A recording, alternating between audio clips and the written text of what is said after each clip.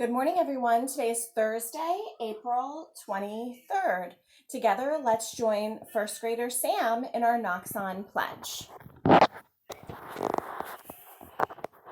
And joining Sam is his dog, Dolly.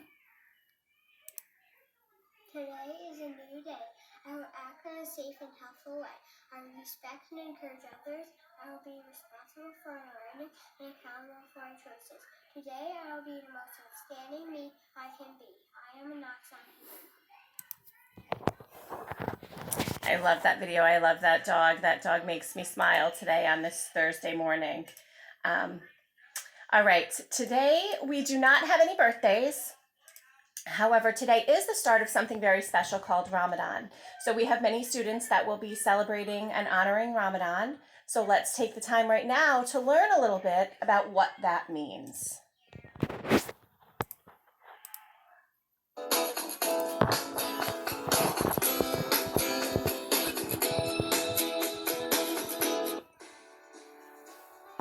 Ramadan is the 9th month of the Muslim Islamic calendar and is a time to pray, give charity, and also fasting during daylight hours.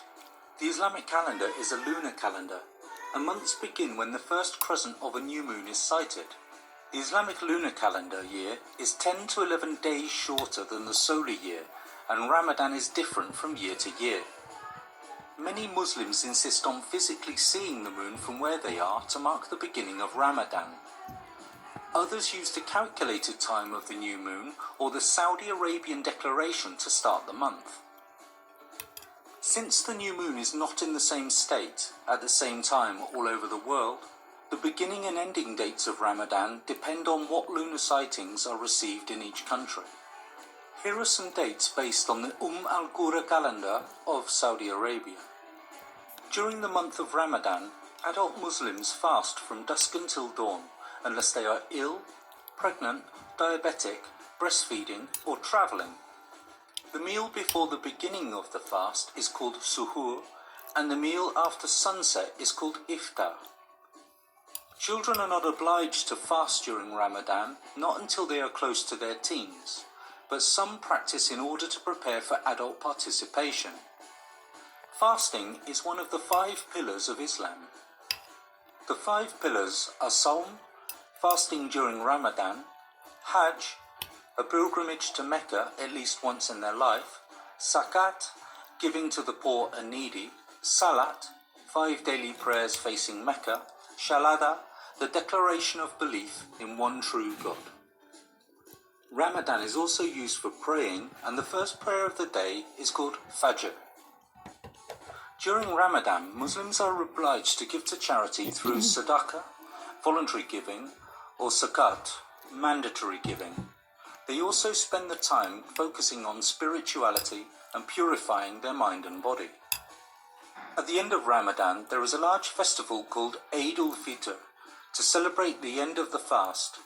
Eid al-Fitr is celebrated by wearing one's best clothes, giving gifts, having a large meal, and spending time with one's family. Muslims also use this time to ask for forgiveness for sins and to praise Allah, which is their name for God. So if you're not a Muslim and you want to wish them a happy Ramadan, how do you do this? Well, if a non-Muslim meets a Muslim during the month of Ramadan, the appropriate greeting for good wishes is Ramadan Mubarak, which means have a blessed Ramadan.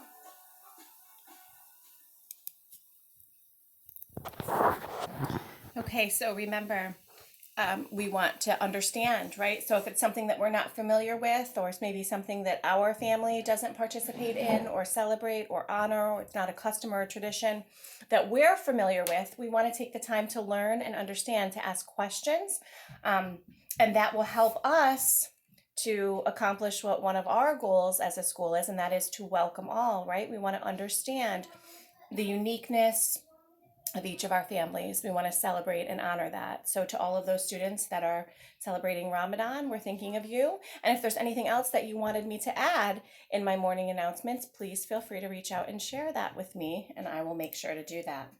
I wanted to follow up with everyone and remind you we are still thinking about habit number 2, beginning with the end in mind. And I wanted to follow up. I know I was talking to you about my son Finn, who's learning to ride his bike.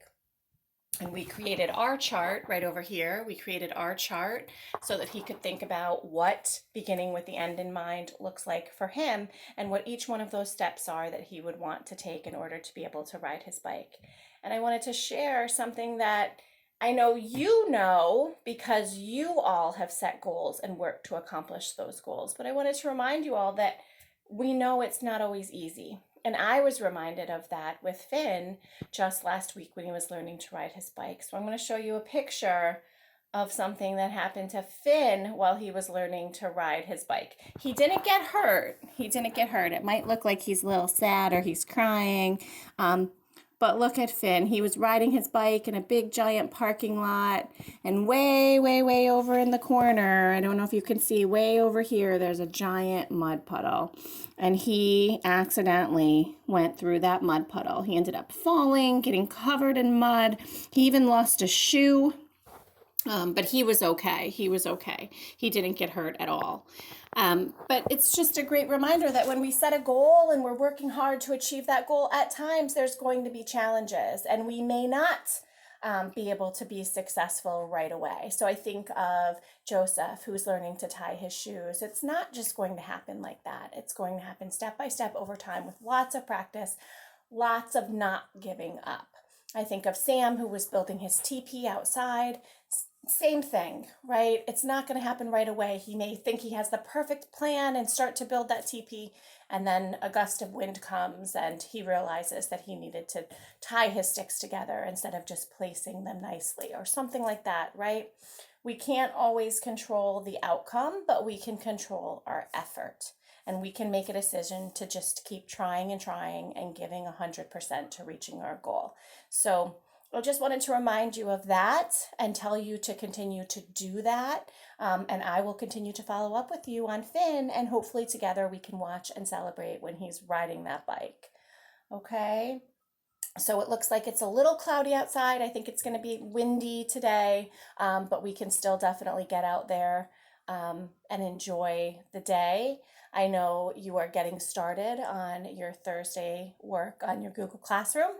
So off to it, everyone, and have a fantastic Thursday. Tomorrow, I will be following up with beginning with the end in mind, and I will also be sharing with you a plan that we have for next week regarding our morning announcements. Thanks, everyone. Have a great day.